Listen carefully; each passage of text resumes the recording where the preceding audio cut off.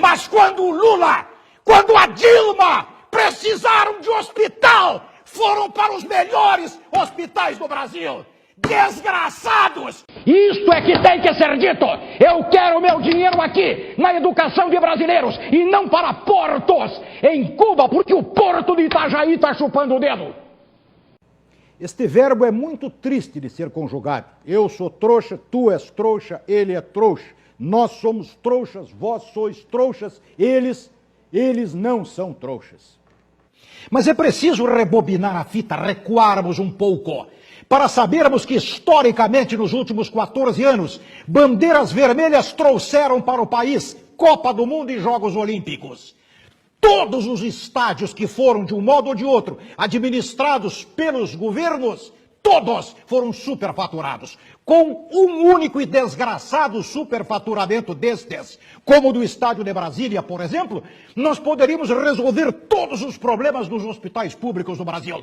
Porque todo aquele populismo pútrido, indecente, vigarista, todo aquele populismo visava conquistar exatamente o povo mais sofrido. O povo que não tem escolas públicas adequadas, hospitais depredados, sem ambulâncias, sem combustível, sem médicos de plantão, sem medicamentos, sem equipamento, sem nada. O povo pobre é que paga esta conta. E quando eu disse que este governo espúrio, o da época, estava gerando a infelicidade no povo, quando eu disse que qualquer miserável podia ter carro, porque estes miseráveis estavam sendo enganados pelo crediário e não pela renda mais qualificada, podiam comprar automóveis em 83 pagamentos. E pensavam os ignorantes que aquele governo maldito estava fazendo alguma coisa pelo povo. Aí está o resultado. Os hospitais públicos todos depredados. Mas quando o Lula, quando a Dilma precisaram de hospital, foram para os melhores hospitais do Brasil. Desgraçados! O povo está morrendo sem assistência. Desgraçados! Mas a justiça há de preponderar. Cedo ou tarde, vocês vão pagar a conta do empobrecimento, do sofrimento do povo pobre do Brasil. Conta a história que a senhora Dilma lutou contra a ditadura no Brasil, como se em algum momento houvesse ditadura no Brasil. Ditadura teríamos se os comunistas da época tivessem espaço e tempo para incendiar o Brasil. Mas vamos lá, ela lutou contra a ditadura. Mas aí vai a Cuba abraçar um ditador? Por que o ditador cubano, o nauseabundo Fidel Castro, é bom? E por que os nossos aqui não o eram? Muito bem. Diz o jornal, contra fatos não há argumentos. Diz o jornal que para a construção do porto de Mariela em Cuba, para a construção do porto, 682 milhões de dólares foram financiados pelo Brasil, o Serão, por meio do Banco Nacional de Desenvolvimento Econômico. Eu quero saber como é que esse dinheiro vai voltar para o Brasil e se vai voltar e quando e como. Isto de um lado. De outro lado, diz a Folha de São Paulo. Equipe econômica cogita corte na educação. Para um pouquinho.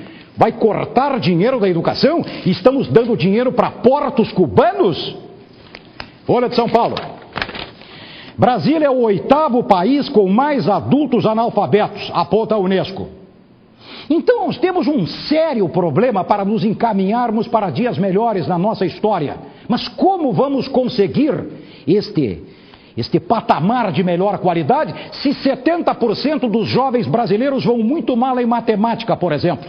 Será que é esta a proporção na Coreia do Sul, deste tamanhinho? Diante dos 8 milhões e 500 mil quilômetros quadrados do Brasil, uma terra que dispõe de todos os recursos de que o planeta precisa para continuar a girar pelos milênios, mas vivemos como pobres, não investimos em educação, cogita-se cortar na educação, mas dólares pesados do meu bolso de trabalhador brasileiro, que tenho 30 de abril para prestar contas para o leão, para o fisco, para o imposto de renda. Então o meu dinheiro de trabalhador brasileiro, o seu, no sentido maior da expressão, vai para o Fidel Castro, para o nauseabundo, para o historicamente autor de disparos contra os muros de Cuba, contra os que se rebelavam contra a sua ditadura nauseabunda, funesta.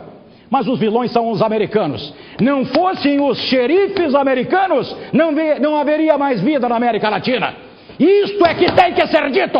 Eu quero meu dinheiro aqui, na educação de brasileiros, e não para portos em Cuba, porque o porto de Itajaí está chupando o dedo. Este verbo é muito triste de ser conjugado. Eu sou trouxa, tu és trouxa, ele é trouxa. Nós somos trouxas, vós sois trouxas, eles não são trouxas. Os camaradas das concessionárias de energia elétrica estão com a corda no pescoço agora. Porque de 2002 a 2010, todas as nossas contas de energia elétrica vieram com tarifa indevida. Vieram com um preço acima do que foi consumido por nós todos. O Tribunal de Contas da União está reunido hoje para encaminhar a devolução deste dinheiro. Então é o seguinte, quando você recebe a conta de água, de luz ou de telefone, você pode garantir que o que vai ser pago é exatamente o que você gastou? Claro que não, evidentemente que não. Como é que eu posso saber se gastei X de luz, ou X mais Y ou menos Y? Eu tenho que pagar o que está ali. Isto vale para o telefone e para a água. Muito bem. De 2002 a 2010, houve uma majoração indevida. Os caras reconheceram. Houve. Então tá. Então qual é a decisão? O TCU está lavrando a sentença. Tem que devolver. Vão devolver como? Em abatimentos na conta de luz. A partir de quando? Como é que eu vou ter certeza do que eu paguei a mais e do que eu vou ter de retorno do que me foi tirado indevidamente ao longo de 8 anos? Este é o grande problema. O equívoco nunca é para favorecer o consumidor.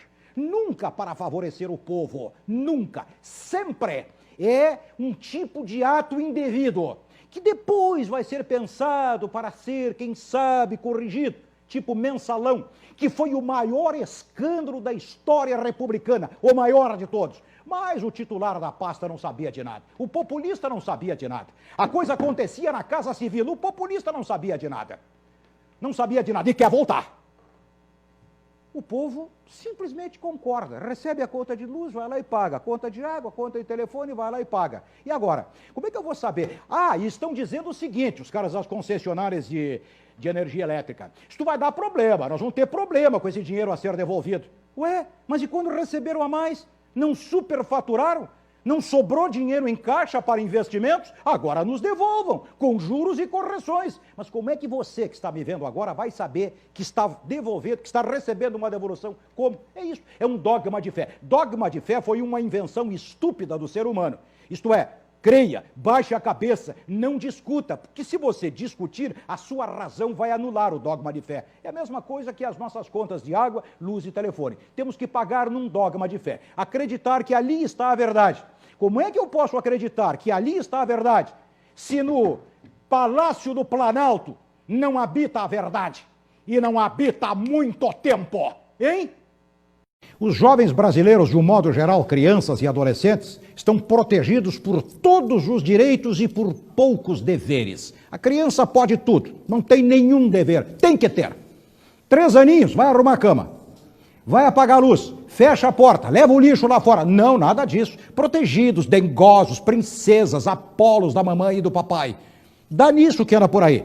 Manchete da Folha de São Paulo de ontem. Cidades avançam no índice de desenvolvimento humano, mas educação é ponto fraco. Mas é claro, governos populistas, tipo Lula, por exemplo, não tem nenhum interesse em investir pesado na educação, na instrução. Por quê? Porque um povo instruído é um povo que sabe ler, que lê e que sabe pensar e que, consequentemente, não vota de modo leviano, pelo menos por princípio.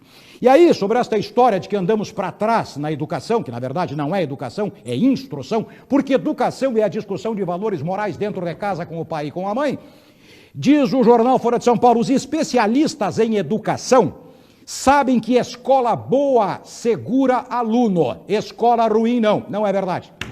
Desafio a estes especialistas em educação a que me provem por quê.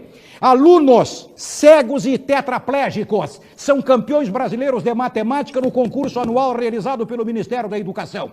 Gente que é levada pelo pai em carrinho de mão, lá das grotas do interior de Pernambuco, e que ganha medalha de ouro em matemática. Enquanto filhos de gente boa, fim de ano, vem dizer para a família, a professora não gosta de mim, fiquei em recuperação, vagabundo, safado, ordinário e sem vergonha. Tu não estudas. Não existe professora, não existe professor que não goste de bom aluno. E não é verdade que a boa escola faça bons alunos. Alunos bons, alunos de qualidade, alunos com vergonha na cara, alunos que estudam, transformam uma escola depredada, pública, no meio da mata amazônica, transforma numa universidade de Harvard. Agora, o vagabundo, o malcriado pela família de classe médiazinha, metida a sebo e a consumista, esta, não educando dentro de casa, manda para o colégio crianças mal educadas que voltam com maus resultados porque não estudam, culpando a escola. É preciso que façamos uma revisão histórica deste conceito. Meninos e meninas bem educados e responsáveis estudam, se formam, entram no mercado e qualificados, obtêm o resultado esperado e desejado por todos. É isso. O resto é desculpa e vagabundagem. Estamos conversados. Viu, guri? Tu que está me ouvindo aí que não estuda, e tu dengosa que não estuda e fica arrumando desculpinhas para as notas baixas. Vergonha na cara!